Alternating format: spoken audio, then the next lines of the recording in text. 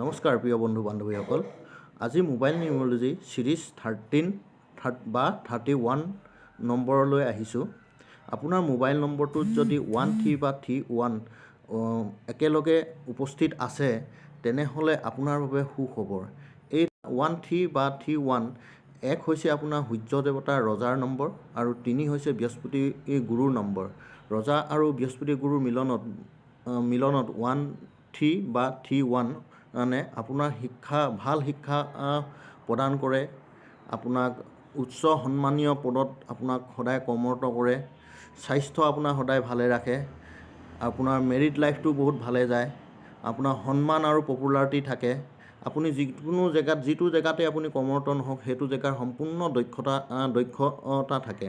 মাত্ৰ ইয়াৰ এটাই negative point, মানুহটোক অলপ ইগ'ইষ্টিক কৰি দিয়ে। এই ইগ'টোৱে কেতিয়াবা ভুল ডিচিশ্যন লৈ লোকচান কৰি পেলায়। ধন্যবাদ।